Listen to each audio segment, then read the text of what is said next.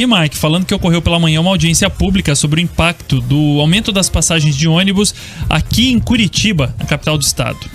Olha, é importante dizer que quem coordenou essa audiência pública foi o deputado Requião Filho, do PT. A ideia foi ouvir a sociedade civil sobre como encontrar saídas para que o cidadão volte a usar ônibus e que o preço da passagem tenha uma redução. Durante o evento, o deputado afirmou que não há transparência nos motivos do aumento e que, por isso, não tem como se justificar o novo valor. Esse novo reajuste passou a ser cobrado em março, um aumento de quase 10%, um aumento quase que o dobro da inflação, sem nenhuma transparência, sem nenhum aviso, gerando um impacto enorme para empresários, estudantes e usuários do sistema como um todo. A falta de transparência é notória, os números e percentuais podem ser questionados dependendo do estudo, mas o impacto gerado para estudantes e comerciantes em Curitiba, ele é inegável. O que nós temos aqui é que temos um problema com a licitação do transporte coletivo ou a não licitação do transporte coletivo há pelo menos 40 anos. E um pouco antes da sessão da Assembleia, o deputado Requião Filho afirmou que vai buscar a revisão dos contratos na capital. A ideia é contestar todo o contrato que a prefeitura tem com os bulins há décadas. Um contrato que só traz prejuízo para Curitiba, para os usuários e para os empresários, porque os empresários também têm que pagar essa tarifa. Então a ideia aqui é discutir o impacto que esse aumento absurdo teve e buscar ter mais transparência nisso. A Assembleia Legislativa do Paraná se coloca hoje nesta audiência pública em favor da transparência e da revisão desse contrato.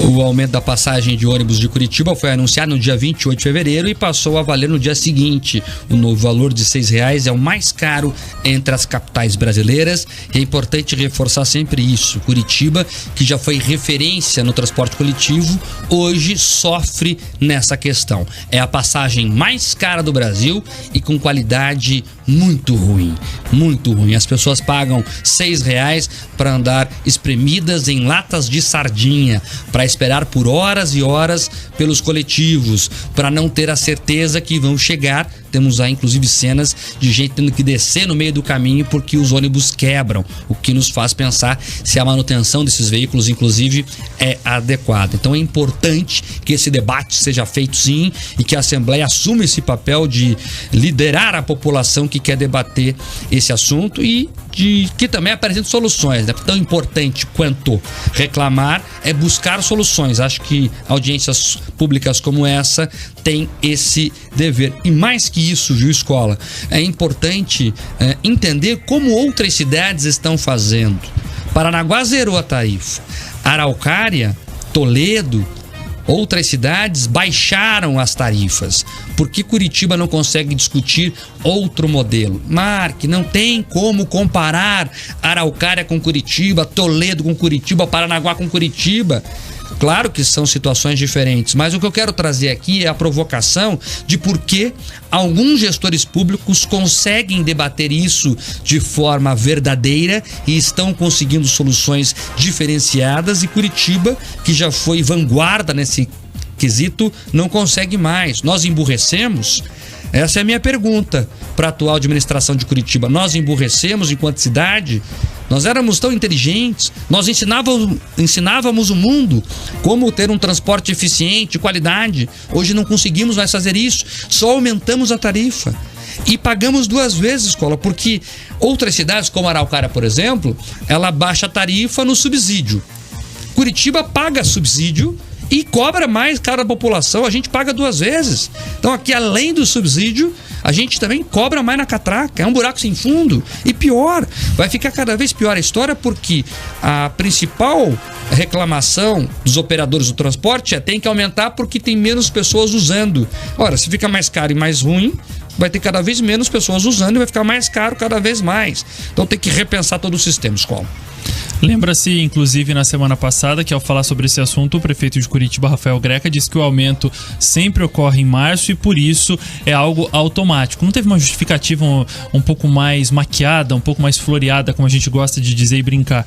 Então, a única justificativa da prefeitura naquela ocasião, à época, foi que é um aumento automático, contratual e que deve acontecer para manter o sistema e para manter o serviço sendo colocado em ordem. E ainda falando da prefeitura e de falas do prefeito, ele teve uma discussão, na verdade uma discussão, ele teve uma resposta a um internauta na internet esses dias. Até eu já vou dar o crédito de onde eu li essa notícia, de um desses perfis que divulgam a nossa cidade, e ele disse que o projeto do viaduto do Orleans, anunciado há 5 anos, não sairá do papel. Olha só. Mais uma promessa, mais uma linha verde de Curitiba. O ponto positivo: o viaduto do Orleans ainda não começou. Mas era negativo, na verdade, o Escola, porque ali é um caos. Eu moro ali perto. Meu pai tem loja ali perto, então Eu sei bem o que é aquilo, Escola. É intrafegável em horários de pico. Esse viaduto foi anunciado até pelo governador, salvo engano. Não tinha recurso liberado na época? Eu até curti, eu já te digo quanto foi. Então, é isso. É uma obra daquelas estilo linha verde. Você resumiu bem, Escola.